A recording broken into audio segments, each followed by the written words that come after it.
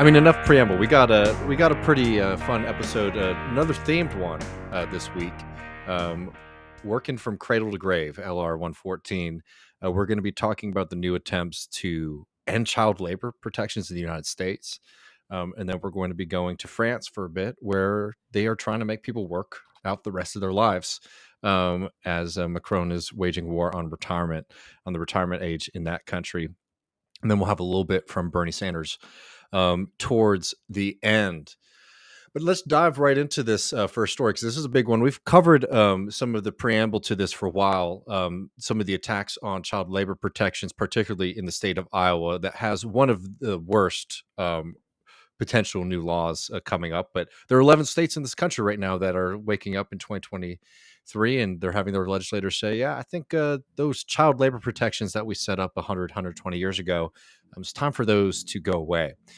So earlier this morning, in the Iowa State Senate, a bill was passed that would legalize many forms of child labor in the state.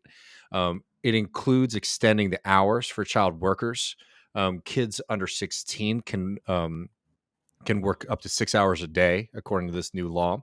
It also allows 16 and 17-year-olds to serve alcohol at restaurants with written permission from their parents. But in an increasingly draconian addition, if those aren't bad enough, this bill actually allows children to work in dangerous industries like meatpacking, building demolition, and construction if it is part of a, quote, work education program. Like, let's be really clear about God. this. The way that this bill is written, the work education program is like absolutely meaningless, right? It's like it's red tape that is easy to jump over, that basically any employer could say, oh, this is work education. And yeah, we can have 16-year-olds now working in meatpacking, working in construction, working in building demolition. I mean, extremely dangerous jobs for grown adults, let alone for children. And like, we'll have more on that, and like the funding behind it is exactly who you think. The More Perfect Union organization has been doing some excellent coverage, sort of breaking down the money behind the scenes. But of course, a lot of these are groups like the National Restaurant Association, which, remember, like, represents two sides of the equation, right? One, like the restaurants themselves, and two, a lot of their suppliers. And these, particularly meat packing, these are industries that are extremely dangerous and brutal. We've covered some of these examples of children working in meatpacking facilities. Also, during COVID, we talked about some of the insane workers abuse that's happening in meatpacking facilities across the country, particularly in the South. Like, this is dangerous work right here. And like, all this pretense that we're going to go to looking from the Republicans are saying this is about teaching kids work ethic and all that is bullshit. This is about trying to force more and more marginalized and poor people and forcing their children into dangerous labor, because we live in a society that, you can work your ass off and you can't get by. But before we jump in too much further, this is Iowa Dem Zach Walls calling this bill out. Senate File 542 will allow 14 and 15-year-olds to work in roofing, in excavation, in dangerous manufacturing, and the operation of saws and guillotine shears, and in demolition. Roofing, excavation, and demolition are some of the deadliest occupations for adults, to say nothing of teenagers. Roofers had the 5th highest rate of work-caused deaths in America. That fatality rate is almost 10 times higher than a typical American job. No Iowa teenager should be working in America's deadliest jobs. It jeopardizes their lives and the lives of everyone else at that work site. Yeah, I mean, it's extremely dangerous. It's worrying. I mean, apart from like the, a thing that, like, honestly, like, let's not forget again that, like, we're talking about children. And like, the first thing that your first response when you hear things about child labor, should be worries about what that means for children's development, what that means for their ability to be a kid, what that means for their ability to be educated, right? But and the reason that's people's first response typically is because oftentimes what people are sort of expecting these attacks from the right wing being are, oh, we're going to have kids working longer hours at, like, in the food service industry, right? Which is bad enough. But the I-11 goes even further, actually trying to open up dangerous professions to children, let alone the fact that this is an attempt to undercut wages, right? Because if you have a 15, 16-year-old who will work in these dangerous industries. They might not want, they might not, they're not in a position to be able to argue for and advocate for themselves to get fair wage for the work that they'd be doing, right? So this is an attempt to also try to discipline the other laborers working at those facilities, along with the fact that it puts those children's lives in danger and everyone else who's working on these job sites. Yeah, and it's also loosening the sort of verification standards in terms of like, oh, this kid, oh, their parents say because this form is marked that they're Mhm. legal and okay to work and also willing to work here. It's just wild that all this stuff over like the strong border stuff, and here we have literally legislative action being taken to make the trafficking of child immigrant labor uh, like easier for Mhm. corporations. No, and again, like, let's also remember that, there's two sides of this equation, which is the buyers. And effectively, in this country right now, we are not at a moment where, we have to pull examples from the past to talk about the dangers of child labor. In America, this is a rampant problem. In fact, since 2018, the Department of Labor has said that that child labor violations have been up 70%. Right? It's something that is increasing in recent years, not decreasing. And they're basically what the Iowa GOP is doing, what they're doing in Arkansas, what they're doing in Wisconsin, what they're doing, I believe, in New Jersey, and 11 states across this country, is just trying to defend these corporations that like to buy and utilize and brutalize child labor. If the legislators were worried about children and their safety and their skills and their development, they don't need to be going into all of these kind of hypotheticals about kids learning job skills at the work site. Jeez. They would just need to take a walk around their state. This is from this month in Cedar Rapids, Iowa. Into an allegation that a child was working on a construction site.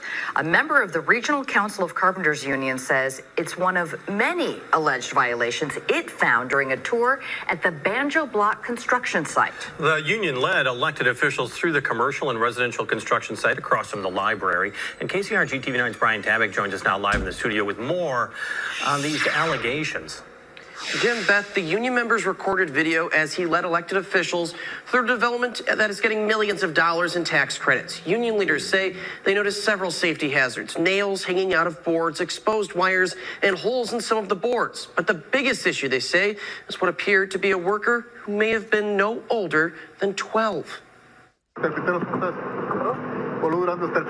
Apollonio Duran, a member of the Regional Council for Carpenters, took this video while giving a tour of Banjo Block to local representatives. He says he wanted to show them what a union work site looks like versus a non-union site. The first thing we saw was a lot of safety issues. There was nails sticking out of wood all over the place. There was pipes laying all over where people can actually twist their ankles on the job site. That all changed when the group saw this person working who it believed to be a minor. We blurred his face for that reason. And there was one that looked real young. He looked like he was, my son's 11, he looked like my son's age. Duran asked the person his age here. You can hear someone tell him to say he's 18 years old in Spanish. It's tragic and it's not atypical. It's something that's happening all across this country every single day.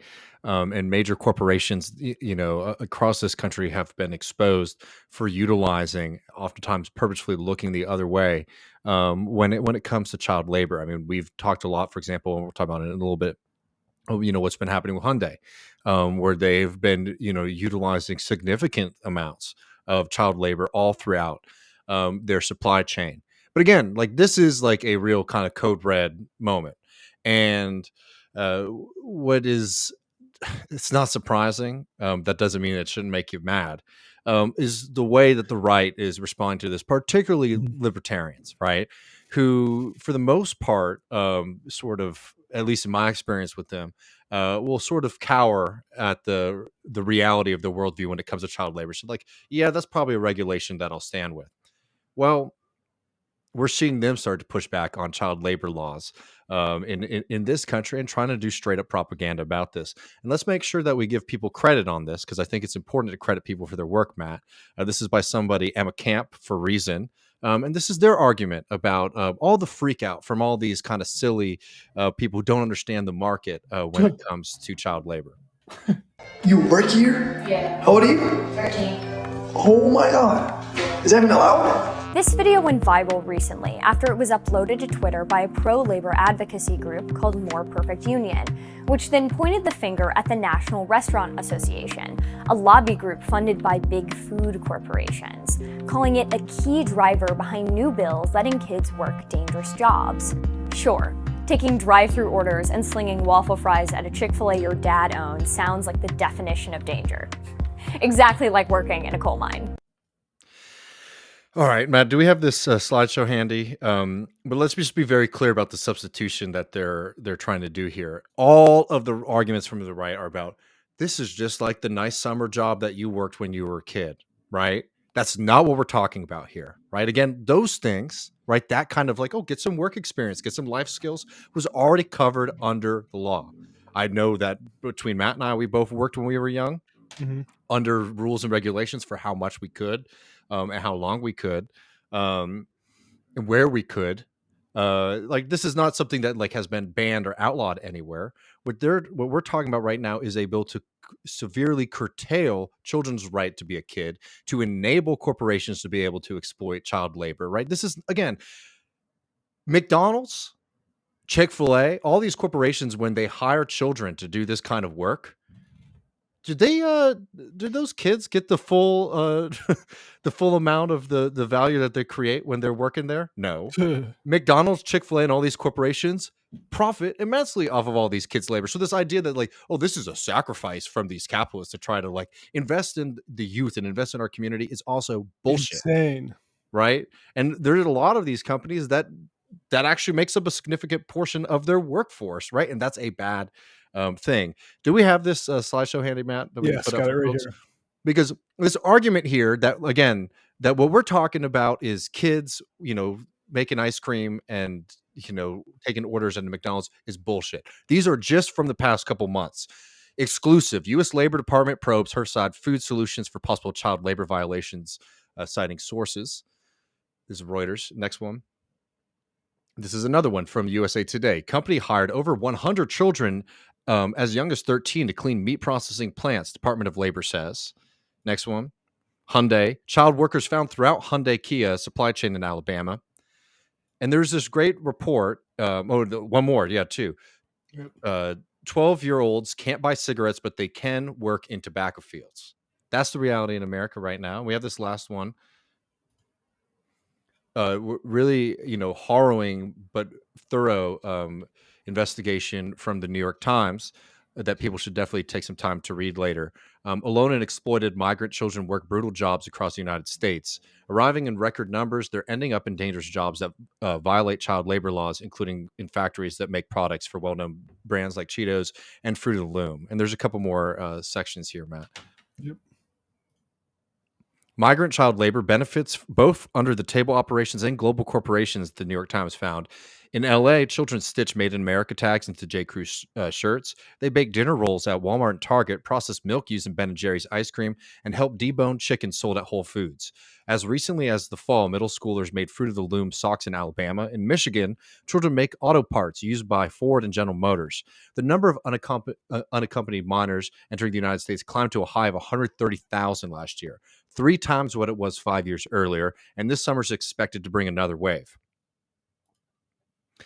These are not children who have stolen into the country undetected. The federal government knows they are in the U.S., and the Department of Health and Human Services is responsible for ensuring sponsors will support them and protect them from trafficking or exploitation. But as more and more children have arrived, the Biden White House has ramped up the demands on staffers to move the children quickly out of shelters and release them to adults. Caseworkers say they rush through vetting sponsors. And here's a photo, and you could read this. They talked to hundreds of children who are employed in all types of industry across the United States right now. This is one person, Oscar Lopez, who's a 9th grader who's working at a sawmill in South Dakota. On this day, he had to skip school to sleep after a 14-hour shift. And this is what's happening across the board in this country with the regulatory apparatus that we currently have. And what you're seeing in states like Arkansas, in states like Iowa, in the 11 other states they're trying to pull back these regulations is not trying to look out for these kids. It's trying to shield corporations from punishment.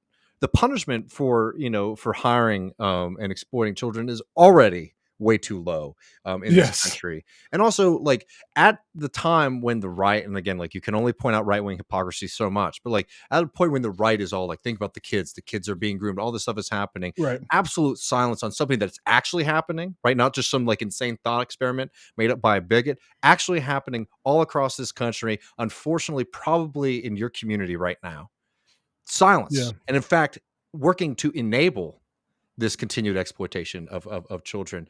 It is a truly disgusting indictment on our society and our politics that we weren't seeing more enforcement from the Biden administration beforehand, and now we're actually seeing a direct assault on the very laws themselves. Yeah, I mean, it's interesting. Like, there's a few things. One, that Zach Walls guy, who's a House Minority Leader in Iowa. Interesting to see him again. I remember him going viral years ago during LGBT stuff, I think for gay marriage, because he had two moms. But so it's good to see him on this. It's just interesting how like liberals need to realize, like, there's this, in this same piece you're writing in the or mentioned in the New York Times, Susan Rice is mentioned in there, and she was tapped by Biden to be a leader on immigration stuff, and Miss Rice vented in a note she scribbled in a memo detailing the position of advocates who believed a pandemic-era border closure was compelling parents to send unaccompanied children, sometimes called UCs.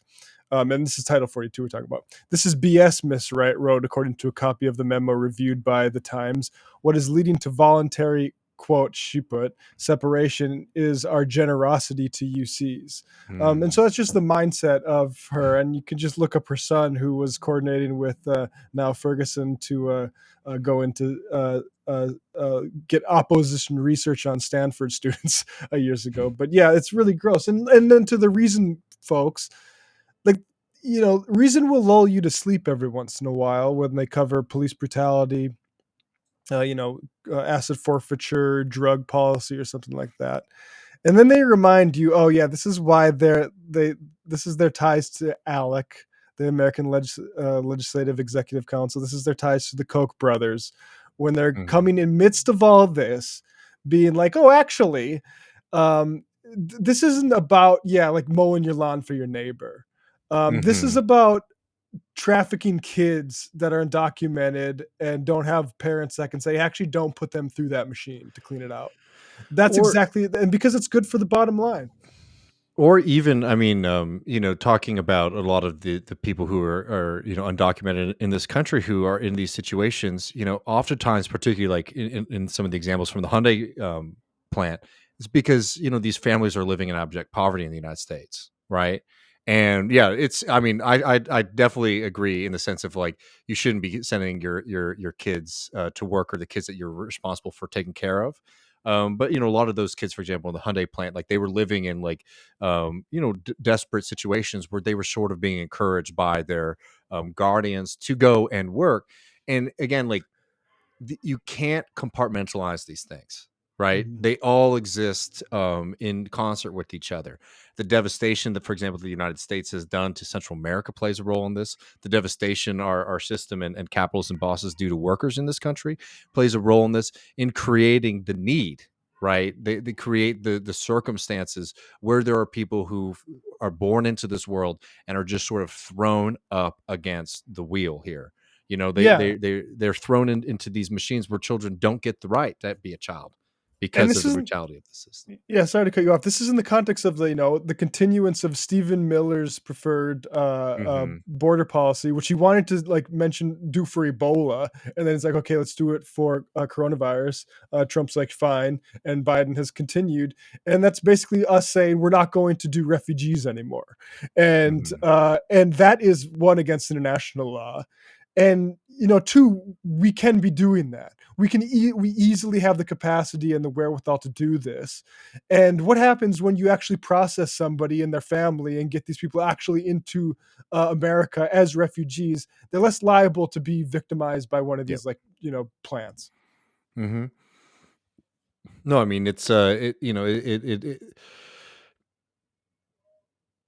if you don't start taking the corporate actors seriously at what they're doing, if you continue to accept the arguments that they make, where it's like, oh, we didn't know, oh, we used a contractor to do our Yeah, hiring for this, right? Which is their that's favorite why. excuse, right? And they Right. do that. The same thing with Musk here in the Austin area with the Tesla factory, where it was a nightmare, and people were saying, I don't think I'm going to be able to, I might not make it home from my shift today because the conditions at this building this plant are so bad, right? Well, you get all these whiny folks saying like, well, they had a contractor doing all the intermediate. Well, that's why they do it, because they want to shield themselves Yes. from the legal ramifications of the activities that they know are happening on their facilities. And this Yeah. is something time and time again that happens. And like, again, when you have something as rampant as this and you continue to allow it to happen, you are participating in it, you're willful in it.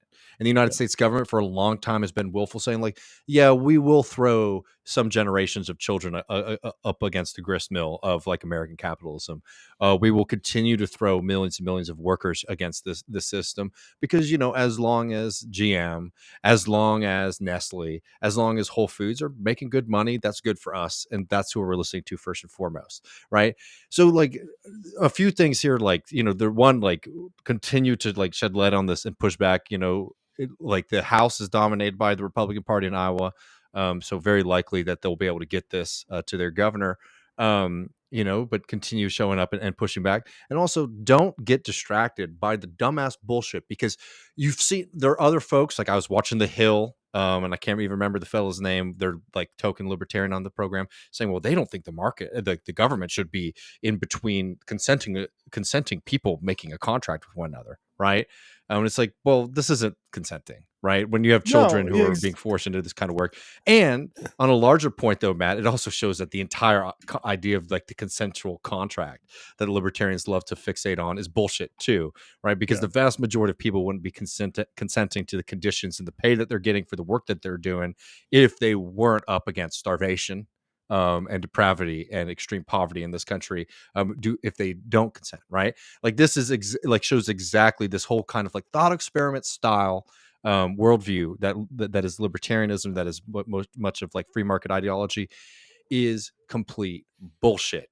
And don't accept this crap from these people who are sitting here with these thought experiments like, oh, this is working at Dairy Queen for 4 hours on a Mhm. Saturday afternoon during the summer, right? No, we're talking about trying to make 15, 16-year-old children work on building demolition sites, on construction sites, in meatpacking, right? Let's be Yeah. serious. Like, don't insult us by acting as if like we are all too stupid to understand what's actually going on here and talk about the virtues of having a summer job, right? We didn't play the entirety of that Reason clip. You can watch the whole thing. It's 3 minutes long. It's called Let Teens Work, right? I'm not hiding it from y'all. I just didn't want to fucking listen to that for 3 minutes. Yeah. In that clip, she's citing the reporting from More Perfect Union. And in the More Perfect Union reporting, what they're talking about is how the National Restaurant Association is pushing this bill with the specific provisions to not only allow minors to serve alcohol at restaurants, to not only allow minors to work longer hours approaching full-time employment on top of a school load, right? Um, but the fact that this bill also has all these carve outs for these extremely dangerous industries. Don't mention that, right? Instead, what is the example that she uses? Your daddy owns a Chick-fil-A and you work at your dad's Chick-fil-A, which again shows the class position of all of these kind of fancy kids who go on to do media bullshit propaganda work, right? Basically saying that corporations can do no wrong, corporations are good. It's the government that's out to get you, right? Because when I was a kid, my dad or my family's friend owned a franchise of restaurants that I was able to work at and be completely 1 foot in, 1 foot out from like the reality of what that's like to actually like rely on that to put food on the table for your family. Yeah, I mean that the reason thing is really despicable. Like that is how gross that is. It's as if someone, honestly, I don't think this is even far off as a comparison. As if like a child sex trafficking ring was discovered, and you're talking about like, oh, yeah, actually, you can lose your virginity when you're like 16. Plenty of people Yeah. did it. I did it. It's fun. Like that's not what we're talking about. And like bringing it there is it's so gross when you look even a little bit into the details on this stuff, and that it's hard to like treat that stuff charitably. It's like really really gross type of media. And you shouldn't treat it sincerely, because it's not. And as a palate cleanser, before we move on to the interview, actually we have one quick thing before we go to the interview, but before we do that, they already know it's bullshit, and I had to clip this from this video because it's amazing. Pay attention, where it's only 15 seconds, but she's about to cite a study, and then walks it back pretty quick. Oh yeah. There's plenty of data that backs up the claim that holding a job as a teen has positive effects. A 2016 paper published in the Southern Economic Journal, for example, found that high schoolers working 20 hours a week during their senior year had 12% higher earnings in their really career. fast. Let's pause it really fast, because again, what we're talking about here in the case of Iowa, we're no longer talking about this kind of work. We're talking about extending those hours for children, right? So Yeah. again, disingenuous as fuck to say, oh, here's a study about 20 hours not being the end of the world. Yeah, we're talking about extending way beyond that amount of work for children. Anyway, I love like being persuaded by a study that child labor is good. Like, yeah, honestly, where the fuck is your head at? let's see how long this lasts, because Senior year had 12% higher earnings in their careers than those that didn't, although that wage premium has declined over the years for complicated reasons. and we do not get those complicated reasons, folks. Yeah. Save you the click there. I love saying that, though, to like just imply all of the complicated reasons, and you could elaborate them in a way that the audience would find agreeable. There's just not enough time. We'd run out of soundtrack if I had to get into it. But rest assured, I'm in full command of that. Yeah. I mean, it's bullshit. They even know they're bullshit, and I will give them credit at least that they admitted it was bullshit in that clip. But pretty amazing to do a 3-minute video and to have to contradict yourself within 10 seconds on it. Basically say, like, there's a thing out there, but actually it might be wrong. Yeah, it's diminishing before our eyes. We're not even sure if it's real anymore. We're going to talk in just a second about France, but I wanted to update, just point out one other thing, because, this is from cradle to grave, what we're seeing, the infringements and the attacks on working people and working families in this country, right? They're trying to take away the hard-fought victories to not have kids working dangerous and long-hour jobs, and allowing them to have the right to be educated, right? That's why we have public education. Another thing that the right is at war with, along with a lot of liberals, waging war on public education. And the war on the elderly in this country, right? How difficult it is to be old in this country, particularly if you're from a working class family, working class community, not having those support structures. People are barely getting by. And, just have to add this on top, because we're going to be talking about retirement in France, right? This is the reality in America, right? This is a supposedly feel good story. Yet another elderly Walmart employee has gone viral on TikTok and raised thousands of dollars from viewers as part of an emerging trend. And, we don't have to go through it. Y'all know the gist of it. Elderly person working at a Walmart, somebody comes up to them with their phone out, and, records them. And they were at least able to raise money for them, because people in this country too, like, despite the politics, despite the reality of all these things, I think it's worthwhile to remember that most people don't think this is okay. Most people see a kid working at a job, and they think there's something wrong with that. And most people, when they see an 80-year-old still having to work at Walmart to get by, they see something's wrong about that. And I think it's a good impulse in the general sense that, like, people have to say, well, we want to do something about it. But this is unfortunately reality for people all across the country. And I do think a lot of these TikTok things can be a little exploitative, as content. But I think it's important to be able to hold two things in your head at once. And remember, the actors here are the exact same ones. Like Walmart, another company that has child labor issues, is also a company that utilizes, a lot of elderly and disabled labor in this country, right? And if we lived in a more just world, and if people maybe wanted to, work these kind of positions, right, so that they could stay engaged in their community, that'd be one thing. But these people are having to work these because they have medical debt, because they can't pay their rent, because they can't pay for their medication, because we lived in a fucked up system in this country, right? So it's from cradle to grave, and they're just trying to extend it right now. And unfortunately, on the national scene, there are very few forces out there that are looking to make it better for working people. Yeah, I mean, this is from like the Pete Peterson Foundation, and mentioning a University of Chicago school. So the dice say loaded against Social Security. But even they mention Social Security reduced the rate of poverty among households with elderly residents by 75%. This just needs state action. But friend, we're going through replay right now. Social Yeah. Security is under siege. Child labor laws are under siege. I mean, there's an Yep. attempt to say like this was 100 years that weren't perfect, right? But we were going to try to roll that back because the Yeah. market's decided because we don't want to have to pay workers a fair wage. So we want to, have an influx of cheaper labor, be it through immigration, be it through extending the amount of child labor that's available for capitalists. I mean, there is a real war on working people across the board, from your healthcare to your wages to your rent. And the people who are supposed to be representing and running the organizations that are supposed to be fighting back against these things have been asleep at the wheel for a really long damn time. Oh yeah, I mean since about 100 years ago. Like I think we should get Harvey back on to talk about the we had him on for the British Marxist historians, but go back to some good old FDR stuff, because what's wild about the 30s is how triumphant sort of post capitalism was, free market capitalism at least. Among like we're not just going to allow these things because of the naturalness of the market. That stuff had just permanently discredited itself, or not Yeah. permanently, I guess. Profoundly, I should say. Well, folks, I think we're going to jump over to this interview to talk about, again, another thing too, like class war knows no borders, right? The United States is in it. France is in it right now. And we're going to be getting a deep dive into what's been happening in France with Cole. And thank you, Matt, so much for conducting that interview. See you folks in a little bit after the interview.